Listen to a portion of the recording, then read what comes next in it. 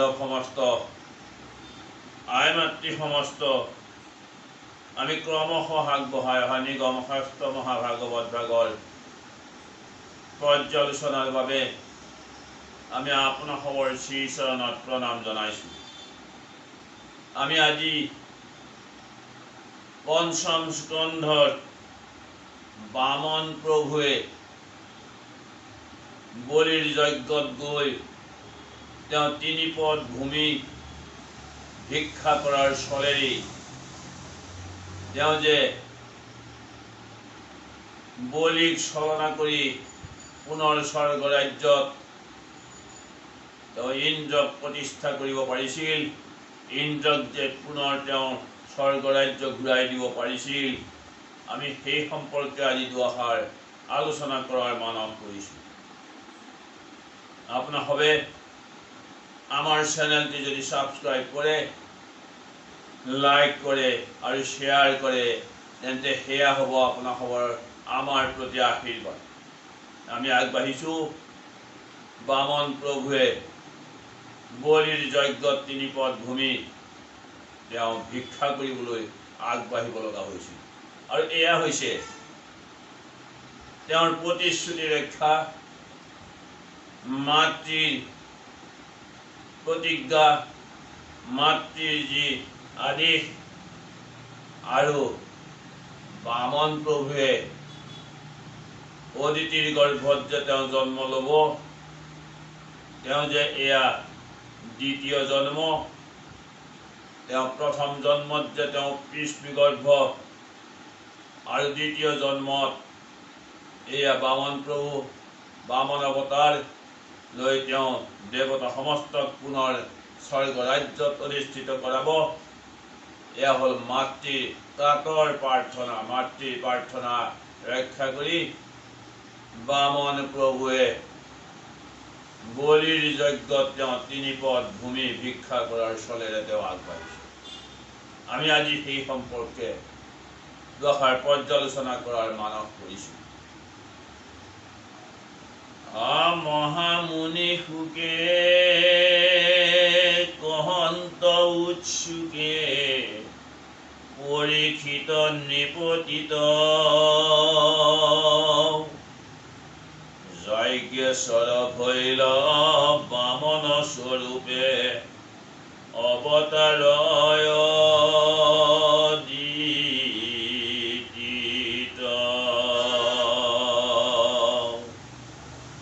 ভগৱন্তৰ কথা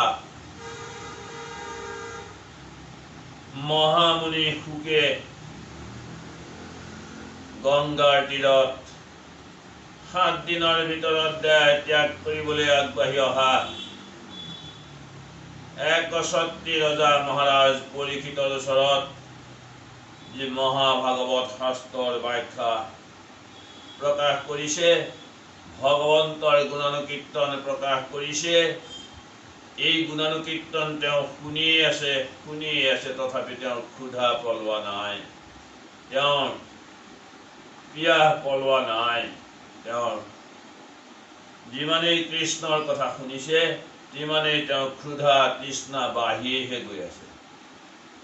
গতিকে ভগৱন্তৰ কথা, এইবাৰ বামন প্ৰভুৰ কথা মহৰ্ষি শুকমুনিয়ে মহাৰাজ পৰীক্ষিতৰ ওচৰত প্ৰকাশ কৰাৰ মানস কৰিছে। আৰু তেওঁ কৈছে যে যজ্ঞেশ্বৰ ভগৱন্তৰ কথা কৈছে। এই ভগৱন্ত প্ৰভু এইবাৰ বামন স্বৰূপে আহি তেওঁ অৱতাৰ গ্ৰহণ কৰিছে। অদিতিক তেওঁ মাতৃত্ব স্বীকাৰ কৰিছে, তেওঁৰ কাশ্যপ আৰু অদিতিৰ পুত্ৰত্ব স্বীকাৰ কৰি তেওঁ বামন অৱতাৰ লৈ তেওঁ আহিছে বিশেষ কাৰ্য সাধনৰ বাবে, আৰু এয়াও মাতৃৰ কাতৰ প্ৰাৰ্থনা।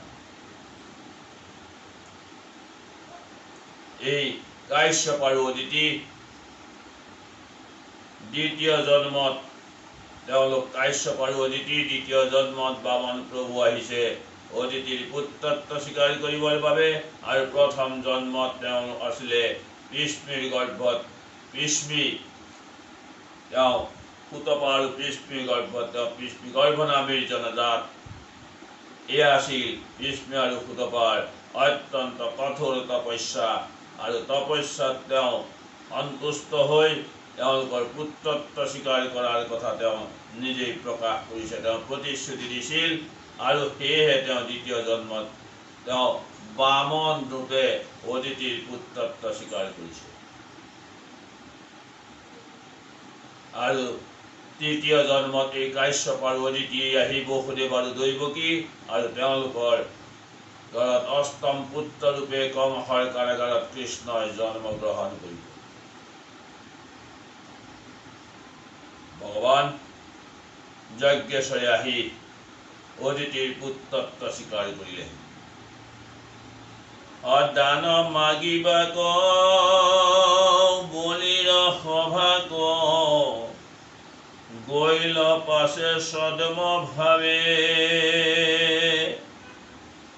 তিনি পদ ভূমি মাগি লৈলা পাছে, অজুখিবে লাগিলা পাৱে। যিহেতু ছদ্মবেশত বামন প্ৰভুৱে বলিৰ যজ্ঞত তেওঁ ৩ পদ ভূমি ভিক্ষা কৰিছিল, আৰু এই ৩ পদ ভূমি বলিয়ে যি সময়ত স্বীকাৰ কৰিছিল, তেওঁ ৩ পদ ভূমি দান দিয়াৰ কথা স্বীকাৰ কৰিছিল। কিন্তু দৈত্যসকলৰ গুৰু শুক্ৰাচাৰ্যই তেওঁ বাৰে বাৰে বাধা দিছিল যে তুমি এই ৩ পদ ভূমি দান কৰিলে তোমাৰ সমস্ত শেষ হৈ যাব, তুমি দান নকৰিবা। কিন্তু এই সময়ত বলিয়ে আধ্যাত্মিক গুৰুৰ কোনো কথা তেওঁ মানিব খোজা নাই। শুক্ৰাচাৰ্য হৈছে দৈত্যসকলৰ আধ্যাত্মিক গুৰু, আৰু যি সময়ত আধ্যাত্মিক গুৰুৰ জৰিয়তে তেওঁ এতিয়া পাৰমাৰ্থিক গুৰুৰ দৰ্শন পাইছে, পাৰমাৰ্থিক গুৰুৰ দৰ্শন পোৱাৰ পিছত এই আধ্যাত্মিক গুৰুৰ কোনো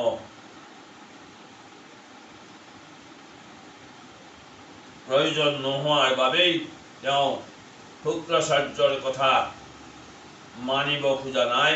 যি সময়ত শুক্ৰাচাৰ্যই তেওঁক বাৰম্বাৰ বাধা কৰিছিল যে তুমি ৩ পদ ভূমি দান নিদিবা, আৰু যি সময়ত ভিংগাৰত পানী লৈ ভগৱন্তৰ পাও প্ৰক্ষালনৰ কাৰণে বলি মহাৰাজ আগবাঢ়িছিল, সেই সময়তো ভিংগাৰৰ নলীত প্ৰৱেশ কৰিছিল শুক্ৰাচাৰ্যই, যি কাৰণত বামন প্ৰভুৱে কুশবন দি তেওঁৰ এটা চকু অন্ধ কৰিলে। আমি এইখিনিতে জনাৰ দৰকাৰ যে আমি ভগৱন্ত দৰ্শন পাব লাগিলে আমি ভগৱন্তক যদি আমি হৃদয়ত দৰ্শন পাব বিচাৰোঁ, ভগৱন্তক যদি আমি সমস্ত চৰাচৰ জগতত আমি দৰ্শন পাব বিচাৰোঁ, তেন্তে আমাক দৰকাৰ হ'ব প্ৰথমে আধ্যাত্মিক গুৰু। আমি আধ্যাত্মিক গুৰুৰ জৰিয়তে যেতিয়া আমি সুগম পথ লাভ কৰিব পাৰিম, ভগৱন্তৰ নিৰ্দেশনা, আধ্যাত্মিক গুৰুৰ নিৰ্দেশনা অনুসৰি আমি যেতিয়া পাৰমাৰ্থিক গুৰুৰ দৰ্শন লাভ কৰিব পাৰিম, আমি তেতিয়াই আধ্যাত্মিক গুৰুৰ ওচৰৰ পৰা আমি বিদায় ল'ম। গতিকে পাৰমাৰ্থিক গুৰুৰ দৰ্শন নোহোৱা পৰ্যন্ত আমি আধ্যাত্মিক গুৰুৰ জৰিয়তেই আমি প্ৰচেষ্টাত অগ্ৰসৰ হ'ব লাগিব। আমি কেনেকৈ ভগৱন্তক আমি দৰ্শন পাব পাৰিম। সেয়েহে ৩ পদ ভূমি যিহেতু তেওঁ বলি মহাৰাজে বামন প্ৰভুক দিয়াৰ কথা তেওঁ স্বীকাৰ কৰিলে, আৰু এতিয়া তেওঁ ৩ পদ ভূমি দান কৰিলে, আৰু বামন প্ৰভুৱে এতিয়া ৩ পদ ভূমি তেওঁ পাৱৰে সৈতে জুখি, যিহেতু ৩ পদহে তেওঁ লাগে, ৩ পদ তেওঁ পাৱৰে জুখিবৰ বাবে আগবাঢ়ি আহিছে। এক পদে ইটো পৃথিৱী পাতাল, সমস্তে জুৰিয়া ৰৈল বাঢ়িয়াৰ ভৰি মহাবেগ ধৰি ওপৰ লাগি গ'ল। তেওঁ যিহেতু তিনি পদভূমি তেওঁৰ পাৱৰে সৈতে জুখিবলৈ আৰম্ভ কৰিলে, তেতিয়া তেওঁ এক পদেই পৃথিৱী আৰু পাতাল সমস্ত জুৰিলে। আৰু তেওঁ দ্বিতীয় পদ ভৰি যেতিয়া বাঢ়ি গৈ তেওঁ ব্ৰহ্মাণ্ড ভেদ কৰি ব্ৰহ্মাণ্ড যেতিয়া পালেগৈ, তেওঁ ব্ৰহ্মাণ্ড তেওঁৰ নখৰ কটাহত তেওঁ জল বাহিৰ হৈ আহিল। বাম চৰণৰ বৃদ্ধ অংগুষ্ঠৰ নখৰ লাগি প্ৰহাৰ। তেওঁ বাম চৰণৰ বৃদ্ধ আঙুলিৰ নখৰ কটা লাগি নখৰ প্ৰহাৰ লাগি ব্ৰহ্মাণ্ড ভেদিয়া বাহিৰৰ হন্তে আহি ভৈল জলধাৰ।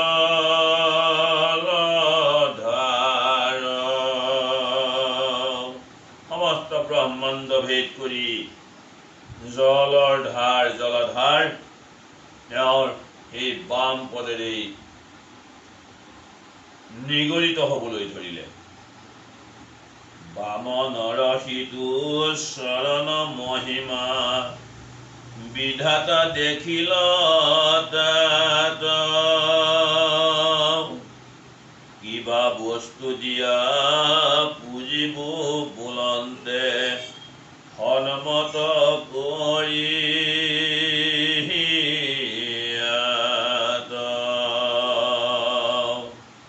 বামন প্ৰভুৰ বাম পদেৰে যেতিয়া ব্ৰহ্মাণ্ড ভেদ কৰিলে, তেওঁৰ বাম পদৰ বৃদ্ধ আঙুলিৰে নখৰ কটাহত যেতিয়া ব্ৰহ্মাণ্ড ফুটি ব্ৰহ্মাণ্ডত কটাহ লাগি যেতিয়া তেওঁ জলধাৰা তেওঁৰ চৰণত জলধাৰা যেতিয়া ববলৈ ধৰিলে, তেতিয়া বিধাতাই এই বামন প্ৰভুৰ চৰণৰ মহিমাৰ কথা তেওঁ চিন্তা কৰিলে। আৰু কি বস্তু দিনো তেওঁ কিহেনো তেওঁ পুজিব পাৰিব, সেই কথা তেওঁ মনতে চিন্তা কৰিবলৈ ধৰিলে। অপাছে সেই জল পৰম নিৰ্মল কমণ্ডলু ভৰি লৈ, বামনৰ ভৰি পখালি পুজলি শীঘ্ৰে আগম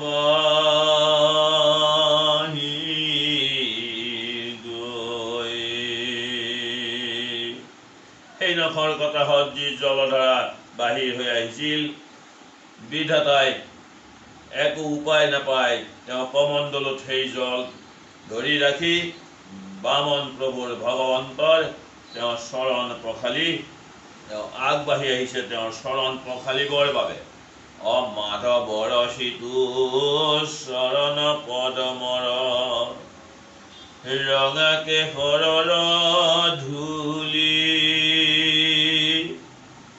মিশ্ৰ হৈয়া জল ভৈলে নিৰ্মল গংগা দেৱী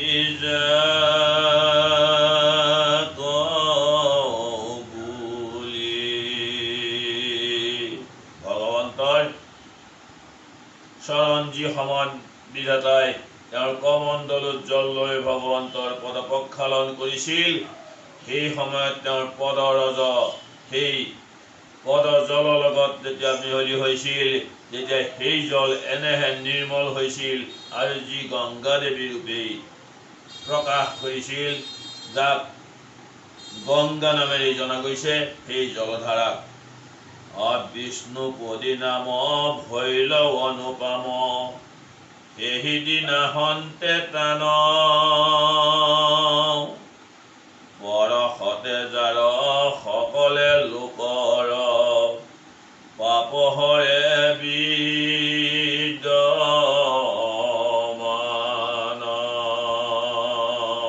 যিহেতু ভগৱন্ত প্ৰভুৰ পাদ প্ৰক্ষালনৰ সেই জল, তেওঁৰ পদৰজ আৰু পদজল, সেই জল আৰু কেশৰ লগ খাই যিহেতু সেই নিৰ্মল জলৰ সৃষ্টি হৈছিল, সেই জলক যিহেতু গংগা দেৱী বুলিছিল, আৰু যিহেতু সেই জল ভগৱন্তৰ পদৰ পৰা উৎপন্ন হৈছিল, পদৰ দ্বাৰা উৎপন্ন হৈছিল, গতিকে সেই জলক, সেই গংগাক বিষ্ণুপদী গংগা বুলি প্ৰকাশ কৰিছিল। আমি এইখিনিতে আন এটা কথালৈ যাব বিচাৰিছোঁ। আমাৰ বামন প্ৰভুৰ এই পদৰজ আৰু তেওঁৰ পদৰে সৃষ্টি কৰা এই জল, অৰ্থাৎ যি বিষ্ণুপদী গংগা, যাক কোৱা হৈছে বিষ্ণুপদী গংগাৰ কথা আমাৰ মাজ দশমে আৰু এভাগ কথা ইয়াত প্ৰকাশ কৰিছে, যে যিভাগ সেই জল, বামন প্ৰভুৰ জল, সমস্ত আকাশত প্ৰকাশ কৰি সমস্ত আকাশে আমাক যেনেকৈ চানি ধৰিছে, সেই বিষ্ণুপদী গংগাক ভগৱন্ত বামন প্ৰভুৰ সেই বিষ্ণুপদী গংগাক আমাৰ নামঘৰ মঠ মন্দিৰত আমি যি চন্দ্ৰাতপ আৰিছোঁ, সেই চন্দ্ৰাতপৰ লগত বামন প্ৰভুৰ সেই পদৰজৰ লগত মিহলি হৈ সেই গংগা, যাক বিষ্ণুপদী গংগা বুলি কোৱা হৈছে, মেঘ আকাৰে সমস্ত জগতকে আগুৰি ধৰিছে, আৰু এই হৈছে চন্দ্ৰাতপ বুলি আমি ক'ব খুজিছোঁ, যিহেতু মাজ দশমত সেই কথা প্ৰকাশ কৰিছে। মাজ দশমত এনে হিচাপে কৈছে, অজাৰ পাদ পদম প্ৰক্ষালন জলাশয়, ভূয়া মহাতীৰ্থ ত্ৰৈলোক্য উদ্ধাৰ,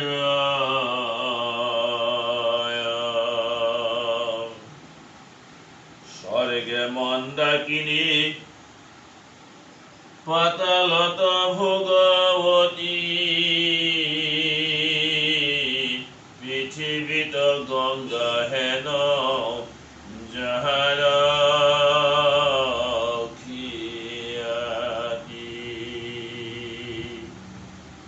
হেনয় নিৰ্মল যাৰ আকৃতি চন্দ্ৰাতপ, দহু দিশ ঢাকি জ্বলে হৰে মহাপাপ।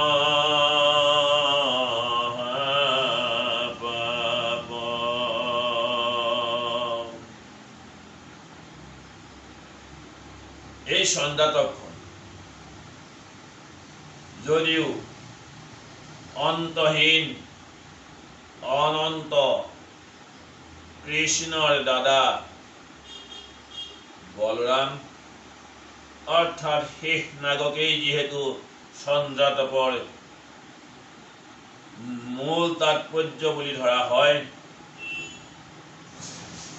আজিও মহাপণ্ডিত সমস্তই এই চন্দ্ৰাতপ সমস্ত বিভিন্ন ধৰণৰ ব্যাখ্যা আগবঢ়াইছে, আৰু এই চন্দ্ৰাতপ সম্পৰ্কে মাজ দশমত আমাৰ এই ঘোষাভাগেও বামন প্ৰভুৰ পদ ৰজৰ লগত মিহলি হৈ তেওঁ যি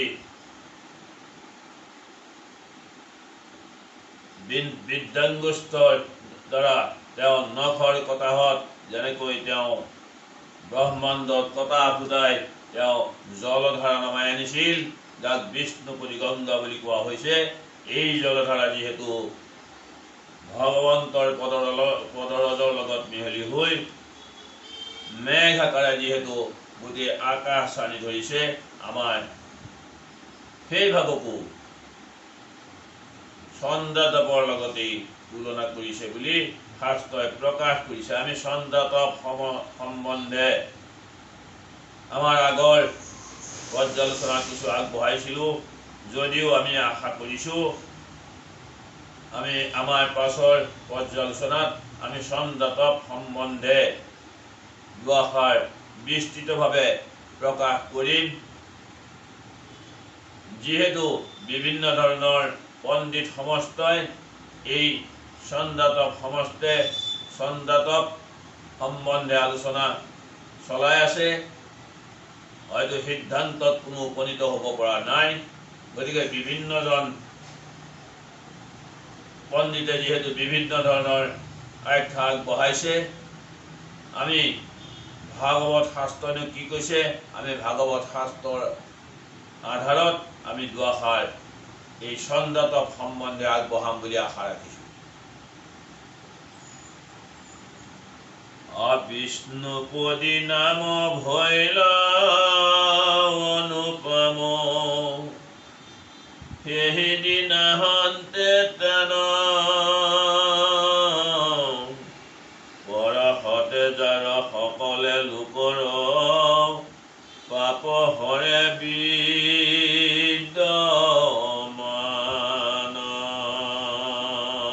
এই গংগাজল যাক স্পৰ্শ কৰিলে সমস্ত পাপৰ বিনাশ হয়, যাক বিষ্ণুপদী গংগা বুলি কয়।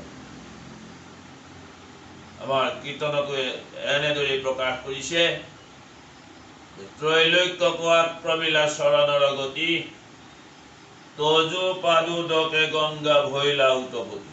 ভগৱন্ত বামন প্ৰভুৰ তেওঁৰ পদৰ যে গংগা দেৱীৰ উৎপত্তি, গংগা নদীৰ এই তীৰ্থ গংগা, যাক যাৰ জল স্পৰ্শ কৰিলেই সমস্ত পাপৰ পৰা মুক্ত হ'ব পাৰি, সেই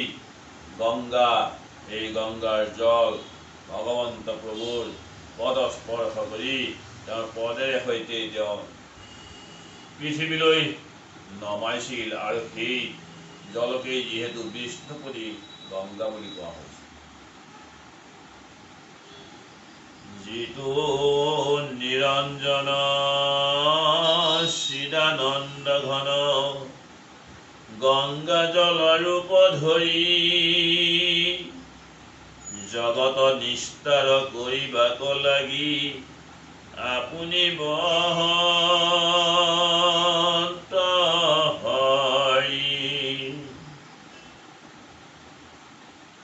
বামন প্ৰভুৰ চৰণেৰে যি জলৰ উৎপত্তি হৈছিল, সেই জল যিহেতু গংগা জল বুলিয়েই, বিষ্ণুপদী গংগা জল বুলিয়েই যিহেতু স্বীকৃত হৈছে, এই জগতৰ নিস্তাৰৰ কাৰণেই ভগৱন্ত প্ৰভুৱে এই গংগাক তেওঁৰ পদেৰে সৈতে পৃথিৱীলৈ নমোৱাৰ এই চেষ্টা তেওঁ অব্যাহত ৰাখিছিল, আৰু ভগৱন্ত প্ৰভুৰ নখেৰে কটা ফুটাই তেওঁ এই গংগা পৃথিৱীলৈ নমাইছিল। ইটো বা মনৰ চৰণ ধ্বজৰ ধৱল পতাকা প্ৰায়, বিষ্ণুপদীমায়ে আকাশৰ পথে ধাৰাসাৰে বহি যায়।